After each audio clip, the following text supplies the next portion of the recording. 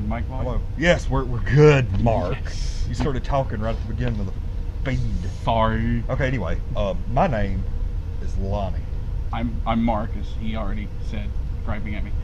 And this is Book Malarkey, brought to you by Infinity Flux out of Hickson, Tennessee. We are filming on location. And this is what we're going to tentatively call the Rebirth Doomsday Clock Button Flash Batman Superman comic book so far special. Subtitled, "What's going on in DC right now?" Yeah, that is very much that was a mouthful, dude. Yeah, that's not going to be the title. It just sounded good. But yeah, so I'm going to up that volume just a little bit because I know I don't want us to do this entire thing. MB, yeah. Yeah. Anyway. Okay, so I read the Rebirth Special for the first time last week, and it was fun. It was like a page turner. This thing was thick. It's like a $6 book, and the book, I mean, it's like freaking, it almost looks like a trade. Kind of, yeah. Of course, that's kind of misleading because the last 30 pages of it's like the cover art for all the new books. stuff that's coming out. But it was a really good book that follows Wally New West. 52. You gotta get the setup. So we had Flashpoint. We've already talked about Flashpoint. Yes. Which led into New 52.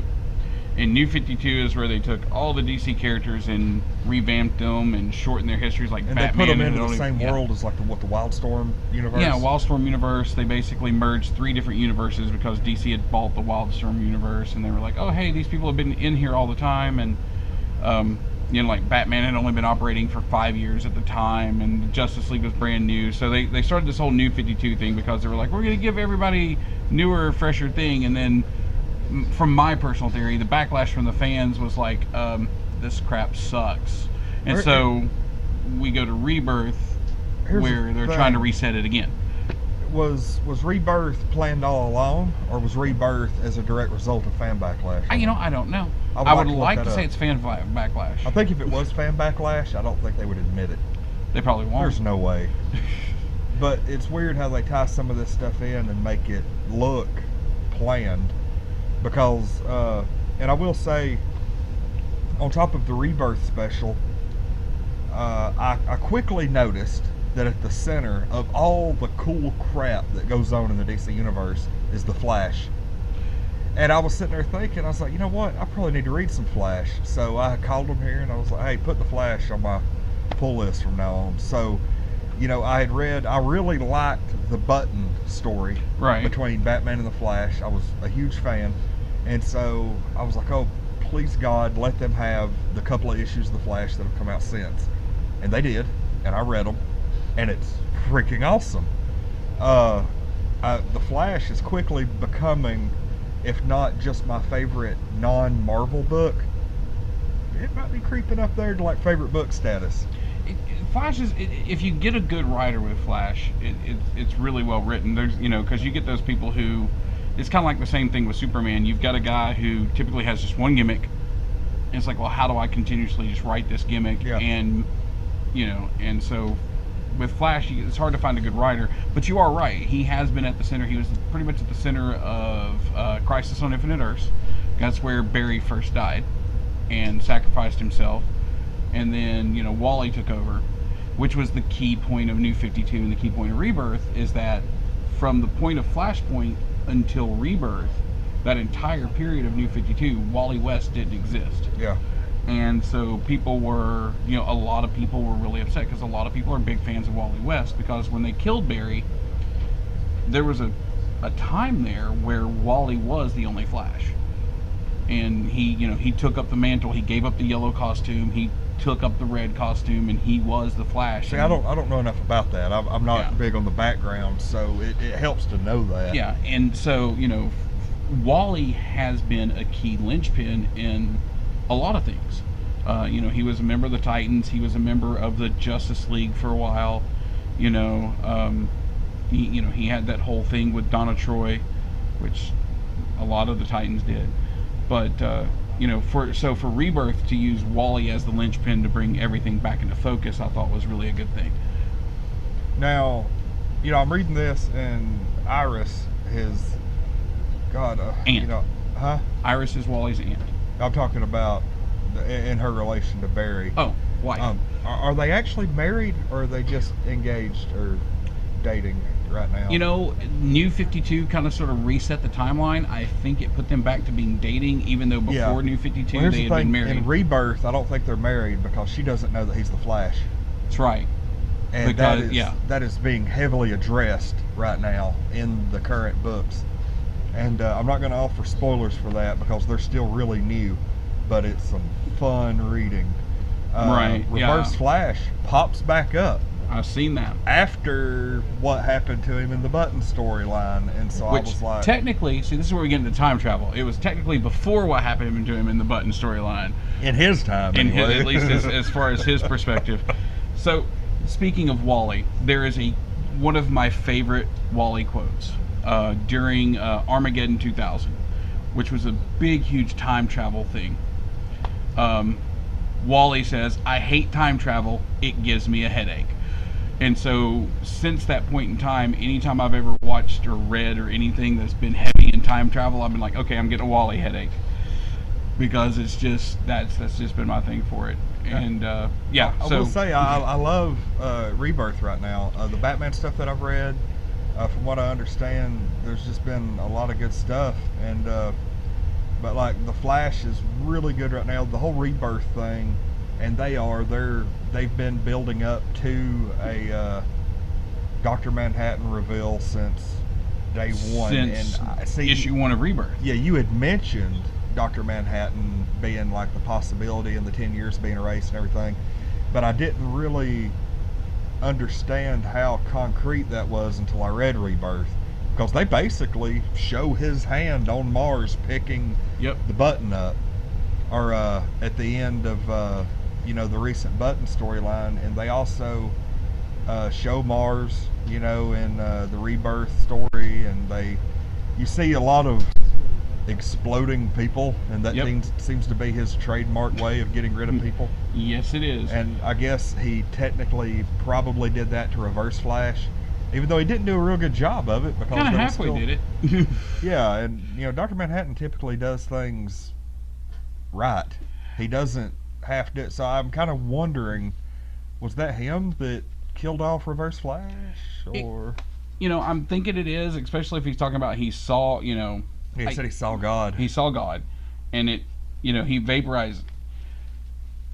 If you look at it from, you got to go back to Watchmen. You said you've never really read Watchmen? No, I've read a little bit of it, but I've never really read it. I've seen the movie 50 times. So if they're staying true to the character of Dr. Manhattan, the way that he was written by Alan Moore, his perspective is so outside of time that he's lost grip of humanity. That was his whole story arc. He went from being kind of sort of human to being God. I'm above you. And that happened in the movie too. Yep. And so I think if he did do that to Reverse Flash, and the fact that he only did it as like a half measure, there was a specific and definitive purpose behind it. Maybe he was doing it as a warning to everybody. Yeah. Because if he'd have just vaporized him, there wouldn't have been no evidence. Yeah. But, and now the button's missing. Yeah. So they don't know where the button's at. And so Barry and Bruce are looking for that.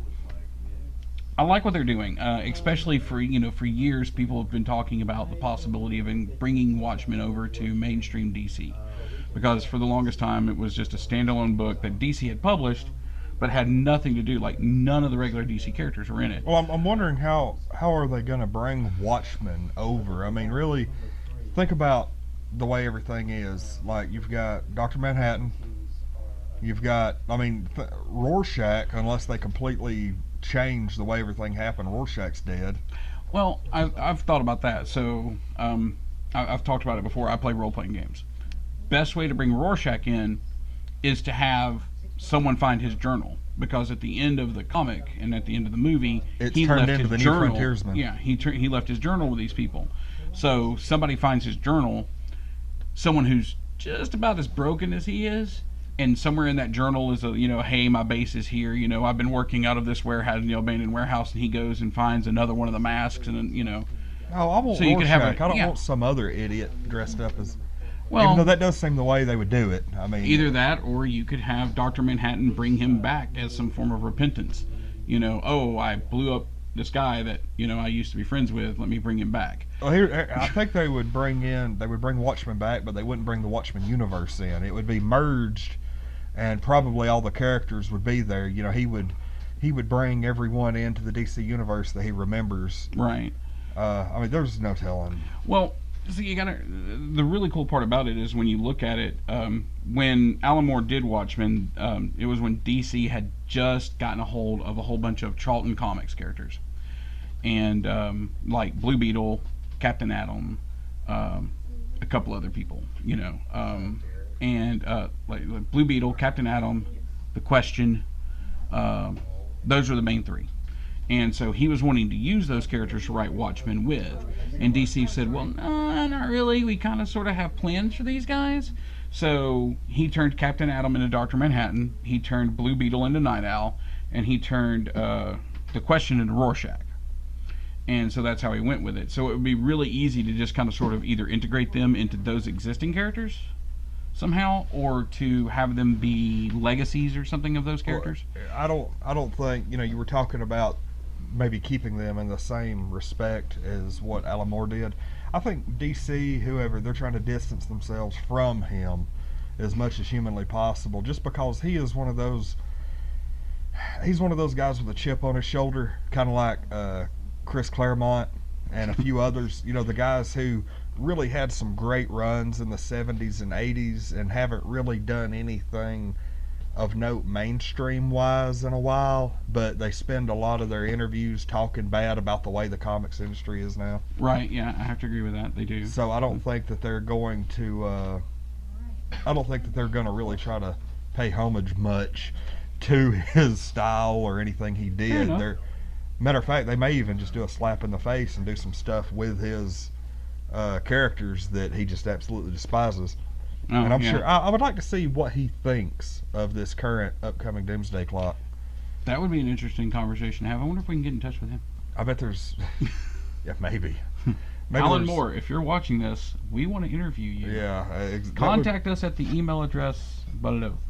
Over here. Wait, it's not there. Well, you're gonna have to put it there. Put it in the comments section. Okay. Yeah. I'm sure that'll come up. But you're gonna. But yeah, DC Rebirth, pretty good stuff going on right now. I've granted the only thing I've read is Batman and the Flash and the special. I've been reading a lot of the Detective Comics series because they took my favorite character. So for all of 52, so we were missing two main characters during. Well, no, we weren't missing them. They were just really messed up. So during New 52, they really redesigned Tim Drake, and then we didn't have Wally. And then when we got back to Rebirth, they kind of sort of redesigned Tim Drake to be more along the lines of what he was. And there's a guy running around now called Mr. Z, who everybody is thinking is Osmodeus. And he kidnapped him because he specifically said, I needed to take you off the board. You're a critical piece. So Tim is also going to be pretty essential in this coming up, I think, once they get to it. Now, let's see.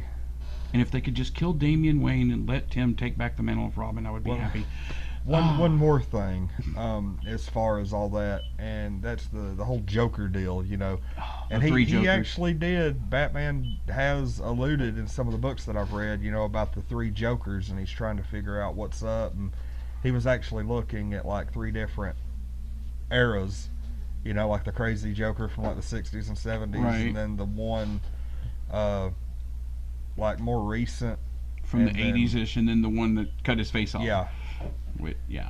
So that's still being kind of talked about, and I actually saw, wasn't it Joker's going to be in like an upcoming storyline over the next month? They actually, there's one coming up which I'm probably going to get and read because huge Joker fan. I need to have that added to my pool actually now that I'm sitting there thinking about it. But you remember what it's called? No, I don't. But I'm pretty sure that, I mean, I know that it's coming, and I know it's going to be in the Batman books, because, like, the last Batman book that I picked up and read, like, he was a splash page at the end of it. So I was, you know, I'm looking forward to the next issue to see what's going on with him and going from there. But I really think they need to wrap up, before they start the Doomsday Clock thing, I think they do need to wrap up the 3 Joker thing, because that's just been lingering for about 2 years now. Oh, it's going to be a Joker versus the Riddler. Okay, well, Nigma, it's been nice knowing you, but you're gonna die. I'm just gonna say, Joker, oh, Team Joker. I'm trying to find that. Yeah, there's a thing on like comicbook.com where they're Send the check to Untitled Nerd Network. Yeah. See. Oh, it's called A War of Jokes and Riddles. Okay, I'll have That's to what check it's that out. called. And the Joker and Riddler go head to head. Yeah, that's going to be, let's see, a story of the past that will shape the future of the DCU. It's going to be an 8-part epic starting in Batman number 25. Is it going to be all in Batman, I wonder? Probably. So it's going to be like Batman 25 through 33? Something like that. And if it's going to be a story of the past, does that mean that there's going to be basically 8 issues of... I think if that lasts 8 issues, by the time this is over, it's going to be nearly Doomsday Clock time. Yeah, it will be. Talk about Joker and Riddler. I sat down the other day after the whole thing about Adam West died and watched the Batman movie that was on Netflix. Yeah, I watched about half of it. It's hard to get through. Yeah. And as a kid, you were watching it and you're like, this is great. But like now that you're an adult, you're watching it and going, why does he have shark repellent in a helicopter? Like, have you ever sat down and really seriously like looked at it? I'll have all the adult? signs and everything. Well, forget all the signs. Well, not only did it have shark repellent, but there was also like snake repellent and other stuff, but barracuda spray. Shark repellent in a helicopter. Now I could understand it in the boat. I could understand it, but in a helicopter, because how many times are you in a helicopter and you're just like, oh hey, there's a shark attacking me? That's a pretty good point. And then there was also in that same thing. Oh, they knew that they were going to be going out over the water. Yeah, so but they didn't know they were going to run into a shark. No, but they're going out over the ocean. Not to mention the fact a robot shark. So that was the thing. It was either a robot shark or a remote controlled shark, and it worked on the remote control shark. Yeah. So maybe it was like half cyborg or something. They addressed what it really was. But. Yeah, it was one of Penguin's remote control sharks. And then the other one that I loved is like there was this one scene where they got out of the car and Penguin steals the Batmobile, and then they're like, well, how are we gonna? And then Robin's like, how are we gonna find him? And they walk like 5 feet, and behind a bush is the Batcycle. Like they knew that this is where. What they say, Bruce Wayne is like the best. Like with some planning, he can out. Yeah. Matter of fact, I was looking. Him and the kid from Home Alone. I was looking at an article that I think it was like comicbookresources.com had posted 3 or 4 days ago, and it was like the 25 or 10 most powerful beings in like DC. Right. And Dr. Manhattan was like number 2. Number 1 was Batman. If he has enough time to plan. Yeah, because they said that he legitimately is the most dangerous person in DC because he can beat anybody with ample enough time. Yeah, I give him that, and even sometimes even on the fly, because 9 times out of 10 he's thought far enough ahead that he's like, there is a small chance that I may encounter this situation. Oh, but not a shark in a helicopter. Could you imagine Batman like Ozzy teaming up? And who? From Watchmen. Asmodeus? Yeah, Osmandius. That would be kind of creepy. That would be a good story, though. That would be a good. Yeah. That's probably who they're going to be going up against, though, in Detective Comics, because that's who they're hinting at is one of the guys that's behind things. I'm getting so excited.